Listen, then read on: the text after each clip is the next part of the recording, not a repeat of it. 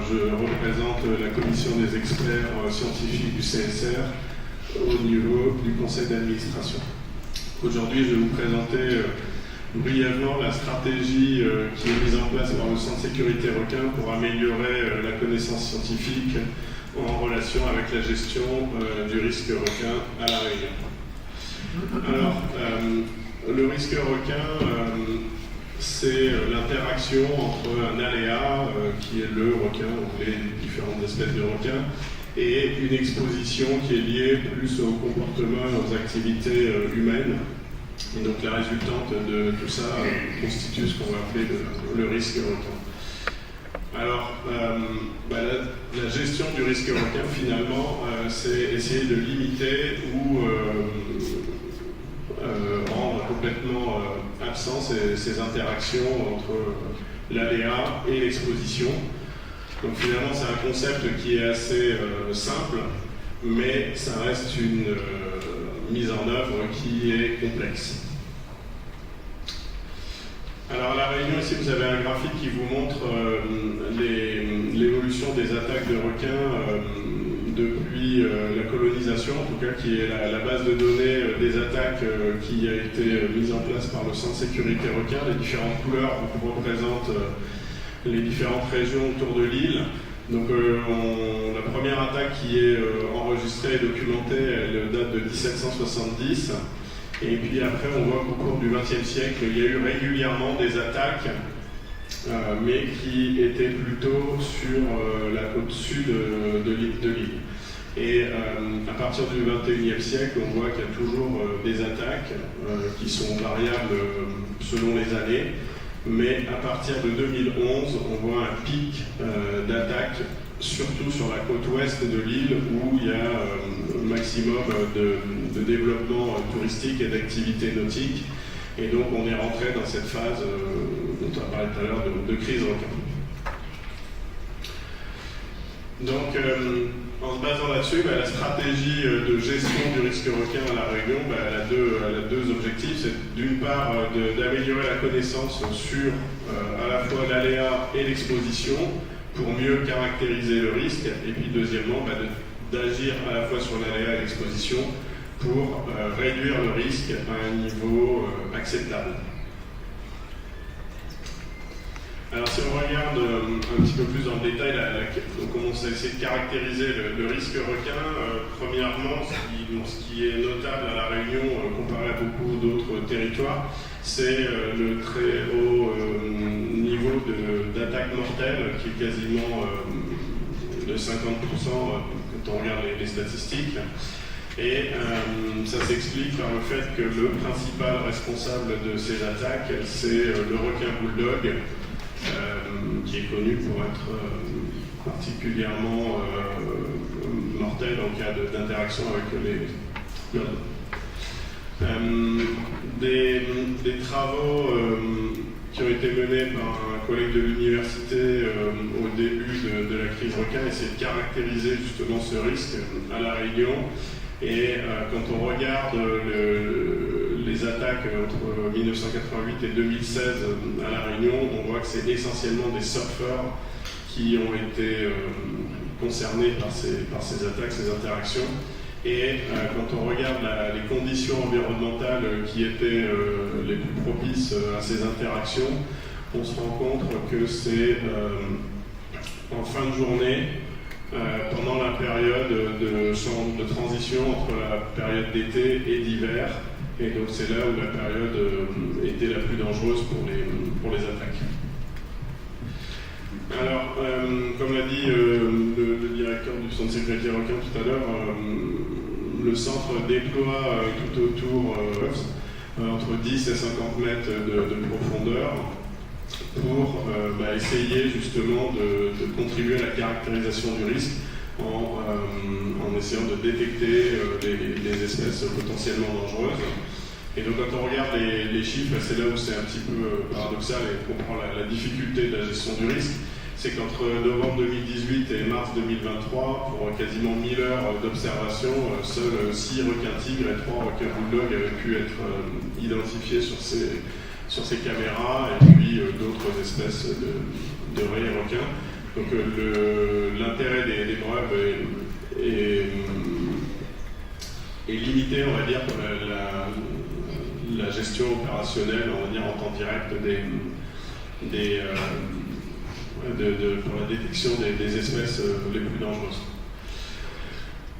Alors maintenant, si on regarde un petit peu comment on a développé la stratégie, en commençant par l'aléa, donc il y a deux grandes choses qui ont été mises en place. C'est d'une part le contrôle des populations de requins tigres et bulldogs par le programme de pêche, et puis d'autre part l'amélioration de la connaissance sur la biologie et l'écologie des espèces pour essayer de mieux caractériser cet aléa et développer les stratégies les plus adaptées.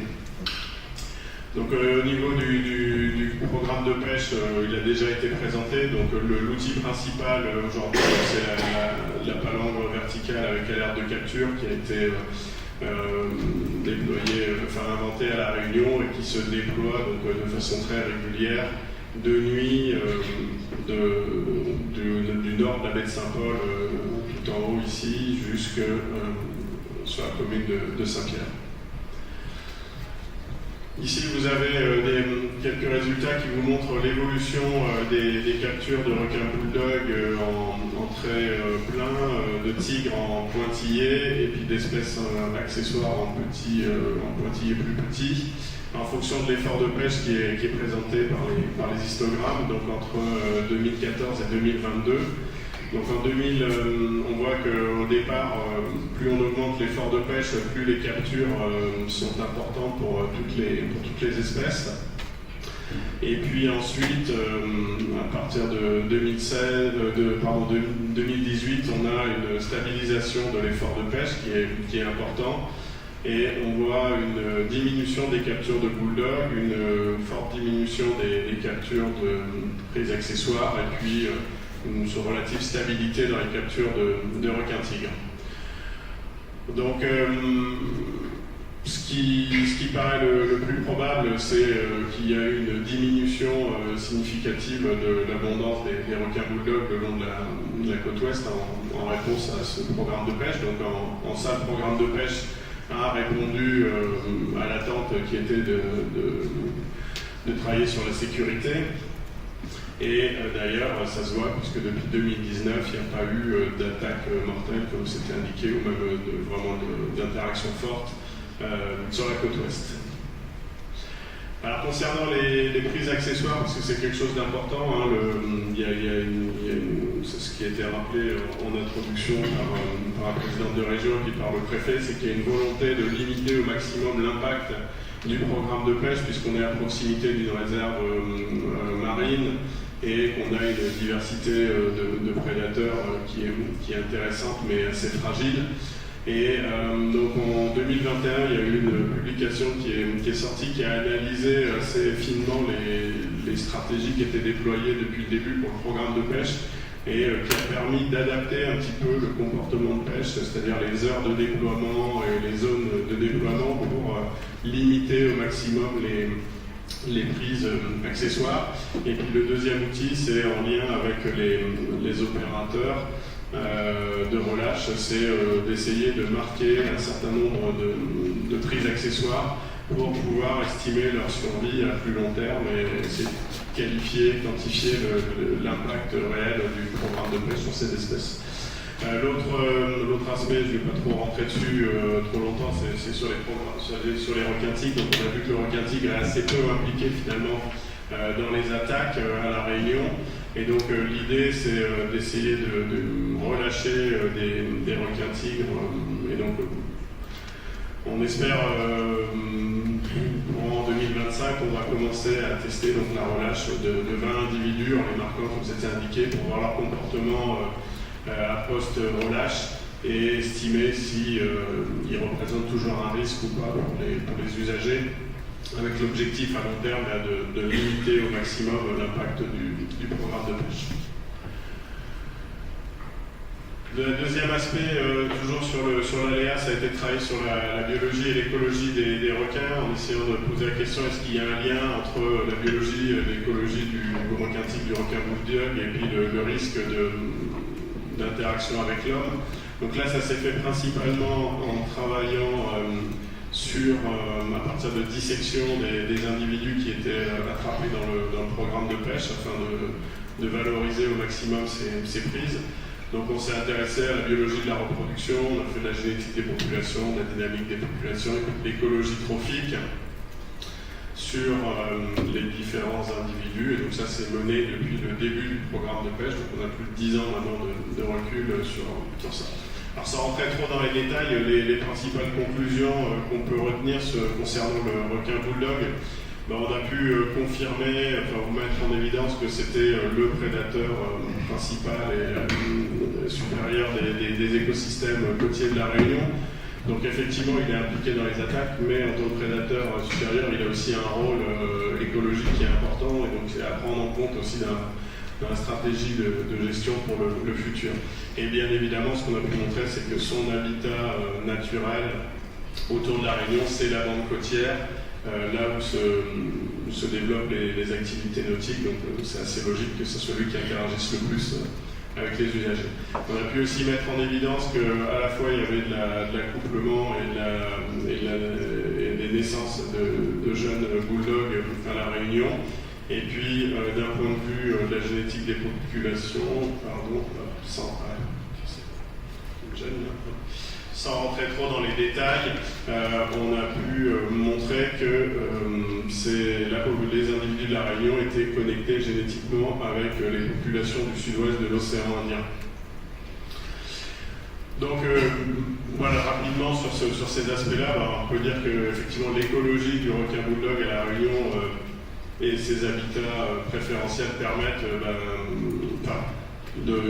des rencontres plus importantes avec les usagers de la mer, et donc peuvent expliquer pourquoi c'est l'espèce principalement impliquée dans les attaques. Et puis au niveau génétique, il y a des connexions qui se font. Alors là, on a encore des questions en suspens. D'un point de vue génétique, il y a de la connexion génétique avec les populations, mais pourtant le requin bulldog n'est pas censé pouvoir traverser le plein océan. En tout cas, c'est assez peu. On ne l'a pas mis en évidence sur les marquages. Donc là, il reste des questions.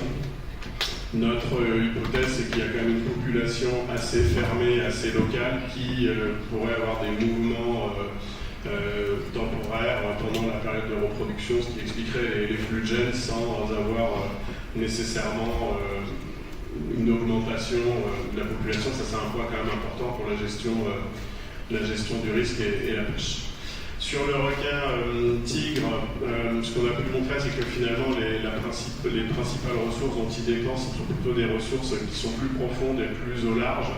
En particulier, s'alimente pas mal sur des calamars profonds, donc pas nécessairement directement dans les eaux côtières de la Réunion. Et en fait, quand il vient dans les eaux côtières, il a un rôle écologique qui est très important, c'est qu'il va se nourrir essentiellement sur des déchets, alors soit issus de la pêche, mais aussi des déchets qui sont d'origine terrestre et qui sont liés au processus naturel. On a vu là le cyclone, les fortes pluies, ça emmène énormément d'eau et de déchets terrestres dans la bande côtière, et donc le requin tigre s'alimente en particulier là-dessus, et donc a un rôle aussi important parce que cette matière organique, si elle reste là, elle peut potentiellement favoriser l'émergence de pathogènes. Et on a des mortalités de poissons assez récurrentes en saison chaude. On sait que c'est lié à des pathogènes qui sont d'origine terrestre, donc sans les requins tigres, il y a peut-être des problèmes qui pourraient s'aggraver. D'un point de vue génétique, là il y a d'autres travaux qui ont été menés depuis et qui ont confirmé que le requin tigre, c'est une population indo-pacifique, avec des échanges à très grande échelle. Et donc finalement, notre analyse aujourd'hui, c'est que finalement le requin tigre passe par la Réunion, mais ne réside pas de façon permanente. C'est un de ces sites d'alimentation, peut-être de repos, dans ces grands mouvements à l'échelle des bassins océaniques. Et donc là, en termes de stratégie, c'est-à-dire que, on l'a vu dans les statistiques, on pêche énormément de requins tigres, mais il y en aura peut-être toujours autant qui vont arriver, en tout cas tant que les populations à l'échelle mondiale seront encore présentes. Voilà, donc ça c'était quelques éléments rapides sur l'ALEA. Maintenant sur l'exposition, il y a deux grandes choses, c'est à la fois les répulsifs ou les barrières. pour limiter les interactions entre les requins et les usagers de la mer. Et puis de l'autre côté, c'est aussi travailler sur le comportement des usagers au sens large. Alors, bon, ça a été montré aussi précédemment, donc un résultat très important, ça a été l'expérimentation qui a été menée en septembre 2019 en Nouvelle-Calédonie, qui a testé 5 répulsifs individuels électriques, plus de 1500 interactions entre les dispositifs et puis le requin bulldog, et qui ont pu montrer que même si tous les répulsifs avaient des effets, finalement il n'y en avait que deux commerciaux qui étaient vraiment avec des effets significatifs de réduction du nombre d'interactions, avec un dispositif en particulier, le Freedom Surf Plus, qui montrait vraiment des résultats intéressants pour une vraie protection des usagers. Après, comme ça a été indiqué aussi, il ne faut pas oublier, il faut bien réaliser que l'efficacité de ces dispositifs, on parle moins de 1 mètre, entre 50 et 60 cm à peu près. Et donc, il faut bien comprendre ça. Et effectivement, à La Réunion, pendant un moment, il y avait des usagers qui pensaient que ça pouvait protéger de façon collective les personnes, mais non, c'est vraiment un dispositif individuel avec un rayon d'action qui reste limité. Alors face à ce résultat quand même très intéressant pour accompagner en particulier les surfeurs, le centre de sécurité requin derrière, c'est ce qui était indiqué aussi, il y a toute une communication toute une stratégie de communication vis-à-vis de ces résultats scientifiques, parce que c'est pas toujours simple de se les approprier, et donc en particulier sur sa chaîne YouTube, il y a des tutos qui sont présentés pour vraiment montrer de façon opérationnelle, expliquer que c'est des dispositifs individuels qu'il faut les maintenir aussi en bon état d'usage si on veut qu'ils soient efficaces réellement. Toujours sur l'aspect exposition, donc l'autre grande stratégie, c'est de déployer des filets qui sont plutôt à destination des baigneurs. Alors en fait, il y a eu une première expérimentation qui a été menée en 2015 à Boucan-Canotte qui voulait protéger à la fois les baigneurs et les surfeurs. Le dispositif a dans un premier temps assez bien fonctionné, mais il a été éprouvé par l'usage mécanique, par les houles incessantes, et donc petit à petit c'est un dispositif qui s'est avéré peu efficace sur le long terme parce qu'il était très grand, très coûteux, et donc après une première phase opérationnelle qui était plutôt bonne, l'entretien et la gestion est devenu plus compliqué.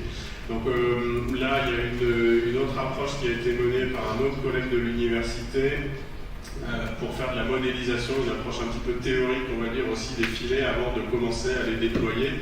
Donc ils ont travaillé sur les matériaux, je ne vais pas rentrer trop dans les détails parce que vendredi, il y aura une présentation plus détaillée qui sera faite. Mais donc sur le comportement mécanique des filets face à la répétition de la houle en fonction de l'exposition. La résistance aussi en conditions réelles, il y a des tests qui ont été réalisés, et puis de la simulation pour évaluer les performances et les points de faiblesse des filets. Donc voilà, encore une fois, sans rentrer trop dans les détails, ce qu'on peut retenir, c'est qu'aujourd'hui on a un outil qui est opérationnel pour accompagner les structures qui veulent déployer des filets. En fait, on a déjà l'outil, donc ça c'est plutôt déjà pas mal pour designer, définir le filet en fonction des besoins, des attentes des communautés. Et puis, ce qui est ressorti pour l'instant des filets qui sont actuellement utilisés, c'est que c'est des éléments de surface au niveau des bouées qui sont les plus fragiles et qui sont ceux qui sont le plus susceptibles de rompre. Et donc, dans la gestion opérationnelle et quotidienne du filet, il n'y a pas nécessairement l'obligation d'avoir plusieurs fois par jour ou plusieurs fois par semaine un contrôle sous-marin de tout l'ensemble du filet. Il y a des points précis plutôt en surface qu'il faut surveiller, et puis aussi au niveau des zones où la houle se casse. Voilà. Deux derniers éléments, c'est toujours sur le comportement, c'est l'aspect légal, d'accord. Donc, comme on l'a rappelé, depuis 2013, il y a un arrêté préfectoral.